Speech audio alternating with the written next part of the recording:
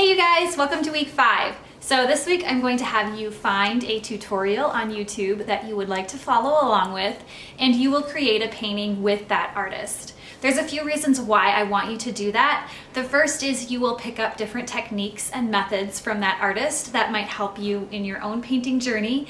And also, it's just a lot easier to follow a tutorial, especially when you're just beginning, compared to coming up with your own methods and figuring out how you're going to create the painting just from a photograph. So this will hopefully be a little bit easier for you, kind of ease you into the waters a little bit and make your painting turn out a little more successful as well.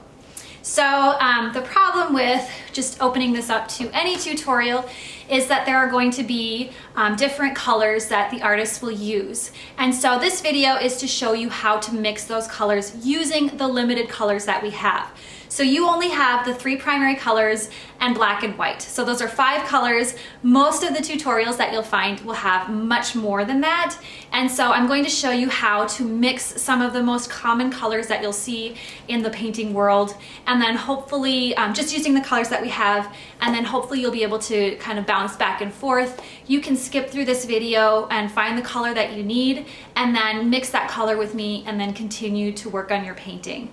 So it's a little nicer to have a whole bunch of colors already mixed and ready in the tube for you to use, but you still can do a lot of color mixing and you can create a lot of different colors just with a few. So I think you'll find that you'll be able to still make this work.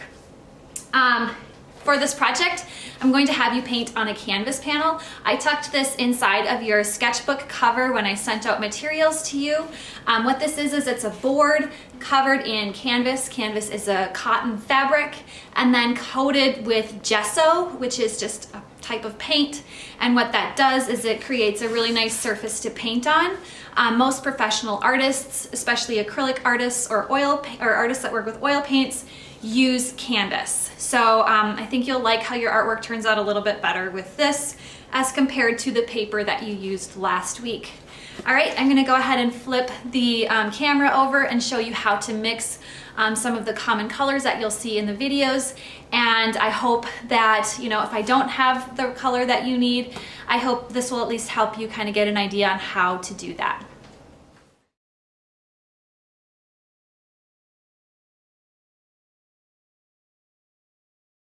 I'm going to lay this out so that I'm putting the actual color on the left where it says tube, and then the mixed color that I use with just the colors we have on the right.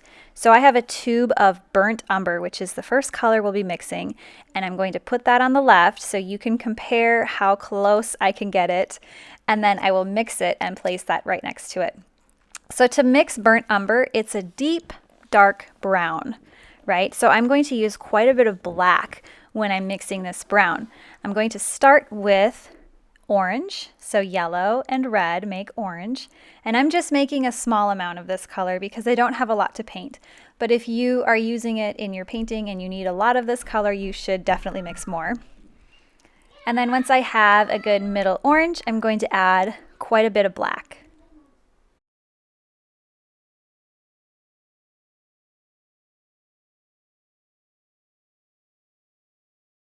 So once I have a really nice deep dark brown, I'm going to go ahead and place it next to the actual burnt umber, which you'll see in just a second. It's really, really close. You can hardly tell the difference.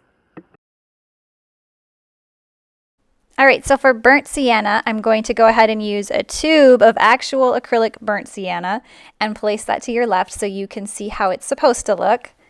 Notice how different it is from burnt umber. It's a lot lighter and it's a lot redder. So when I mix this brown, I'm going to use more red and less black. So I'm starting here again with orange, and I kind of want it to be a reddish orange. And then I'm going to start by adding a small amount of black and kind of see where we're at.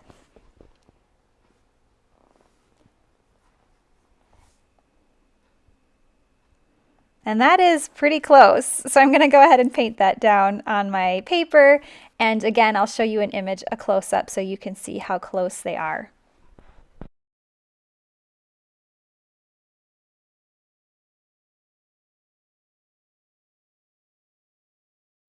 So yellow ochre is next, and looking at yellow ochre straight from the tube, you'll probably notice it's a golden color.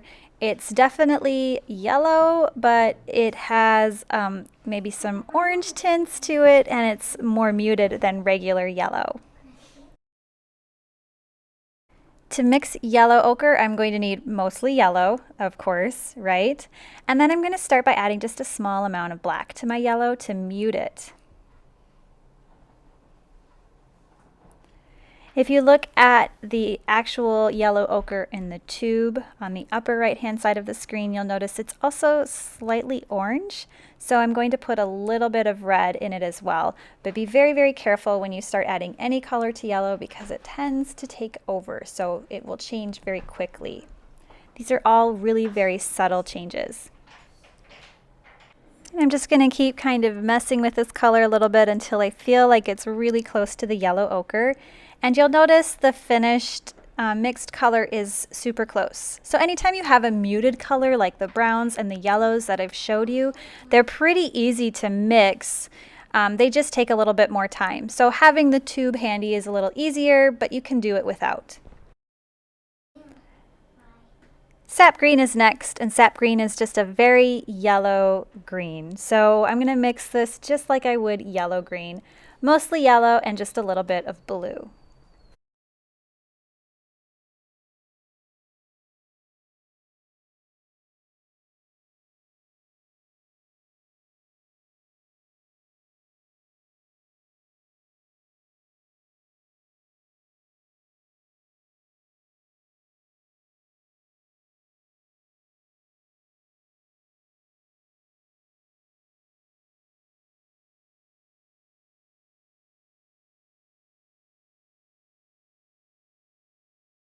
And you can see I was able to get the color almost exactly the same. So I would say sap green is not worth buying. It's pretty easy to mix.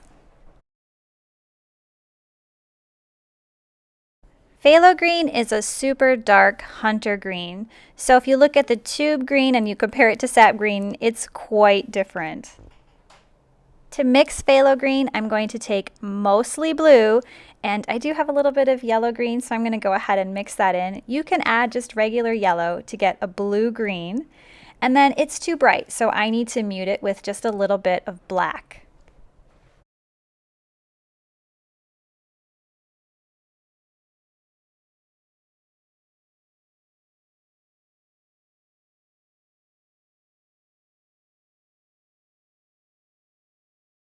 Always remember, a little bit of black goes a long way when you're mixing it with your colors. You don't want to muddy them too much. And you can see I was almost able to get my phthalo green really, really close to the tube phthalo green. So that was not too difficult.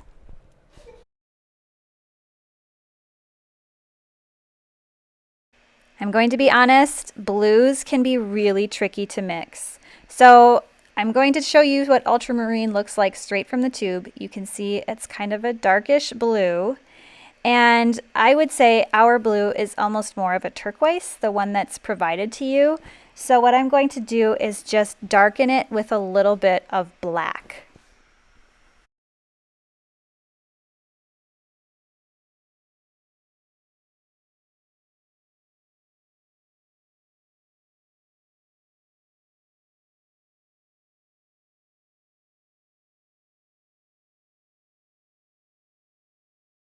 I would say this color, I probably had the hardest time getting it to look like ultramarine. You can definitely see a difference.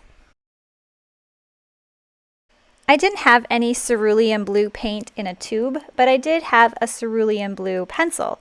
So I'm going to take this colored pencil and color it down in the tube box, and you will notice it's almost exactly the same blue as what we already have.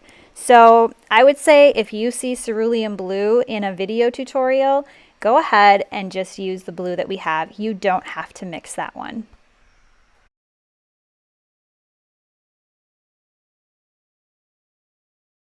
Azularin Crimson is, I would say, kind of a maroon color.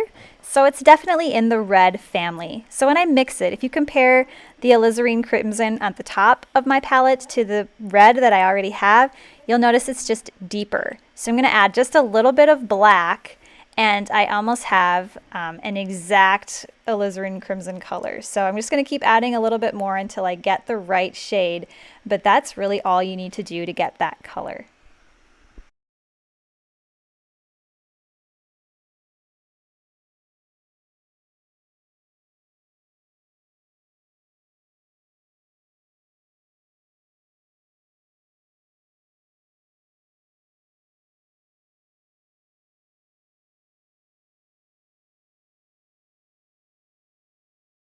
These are the main colors that I can think of. Honestly, most of you should be able to figure out how to mix a lot of the colors that you'll see if there are any different ones. But if you're really struggling, definitely reach out and I can help you. I feel like coloring and mixing these paint colors is almost like a puzzle or a challenge. It's kind of fun to see how close you can get them without actually having the tubes of that paint. Take care, you guys. Have fun with this, and I can't wait to see what you make.